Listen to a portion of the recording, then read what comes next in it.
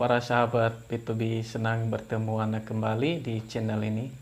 Saya percaya bahwa semuanya kita di dalam lindungan Tuhan yang Maha Tinggi. Dan kita terus berdoa supaya virus corona ini akan segera berlalu dan aktivitas kita kembali bisa berjalan dengan baik. Nah, dalam kesempatan kali ini saya akan membawakan sharing firman Tuhan tentang air kehidupan. Nah, bagaimana ketika kita mendengar kata air itu dalam hidup kita, teman? Pasti yang kita pikirkan air itu adalah sesuatu yang diminum. Air itu adalah sesuatu yang dipergunakan untuk mandi. Air itu adalah sesuatu yang dipergunakan untuk mencuci mobil atau segala macam. Nah, semuanya itu adalah benar, tidak ada yang salah. Air itu memang banyak fungsinya. Nah, sama halnya dengan kasus Alkitab yang dituliskan di dalam Yohanes pasal 4 ayat yang ke-13 dan 14. Nah, teman-teman, di sana menceritakan bagaimana percakapan seorang wanita Samaria dengan Yesus yang adalah sumber air kehidupan itu sendiri. Nah, oleh sebab itu kita langsung mengeceknya di dalam Alkitab. Ayat 13 sampai 14 dikatakan firman Tuhan. Jawab Yesus kepadanya, barang siapa minum air ini, ia akan haus lagi. Tetapi barang siapa minum air yang akan kuberikan kepadanya, ia tidak akan haus untuk selama-lamanya. Sebaliknya, air yang akan kuberikan kepadanya akan menjadi mata air di dalam dirinya, untuk terus-menerus memancar sampai kepada hidup yang kekal. Nah, teman-teman, ada dua fungsi air yang diungkap oleh kebenaran firman Tuhan melalui ayat ini. Pandangan seorang wanita Samaria ini, dia berkata bahwa air itu fungsinya adalah untuk mereda kehausan. Air itu untuk dijadikan minum, sama seperti kita hari-hari ini, kita menggunakan air untuk minum kita setiap hari. Nah, beda dengan apa yang dikatakan oleh Yesus. Rupanya Yesus juga menyediakan air yang tidak akan membuat kita haus untuk selama-lamanya. Nah, sebelumnya teman-teman, kita melihat satu ilustrasi yang hidupnya sangat bergantung dengan yang namanya air. Mari kita lihat. Di sini saya ambil satu sampel ikan kecilku.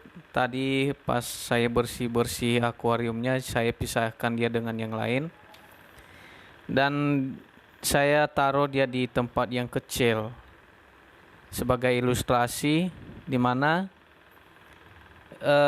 ini tempatnya sangat kecil dan airnya juga sangat sedikit. Nah, yang perlu kita lihat di sini, ikan ini akan segera mati kalau dia tidak dipindahkan ke tempat yang airnya lebih banyak. Karena nanti juga dia kehabisan air dan tidak mendapatkan asupan makanan.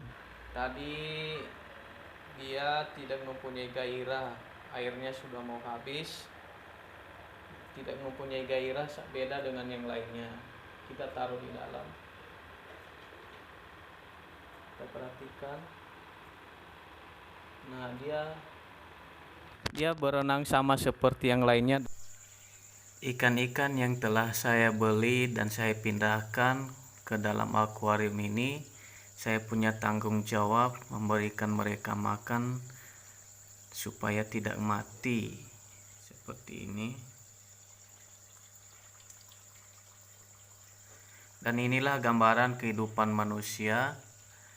Kalau sudah terima Yesus, Tuhan pelihara hidupnya asal jangan sampai malas. Seperti ikan ini tidak lagi di bawah sini, tapi mereka naik ke atas mencari makan.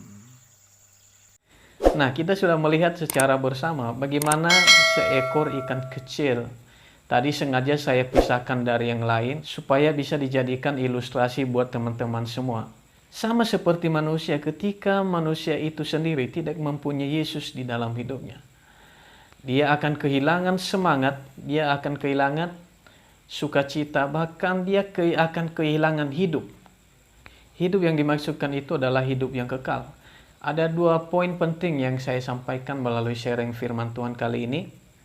Yang pertama, ekspresikan sukacitamu.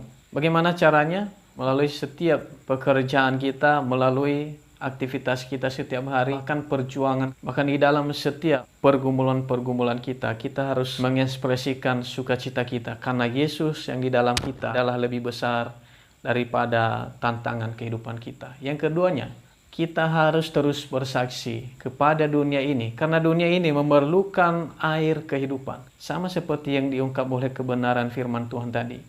Air yang diberikan oleh Yesus terus memancar sampai kepada kehidupan kekal. Jadi air itu kalau dia dipendam terus-menerus, dia akan bau, dia akan kotor, bahkan dia menjadi tempat sarang nyamuk bertelur.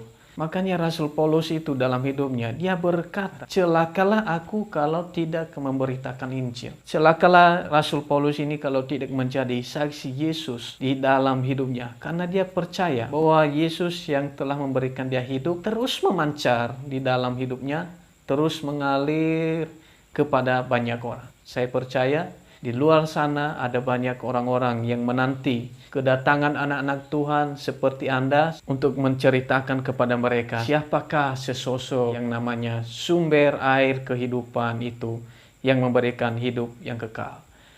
Tuhan Yesus memberkati kita semuanya. Haleluya. Amin.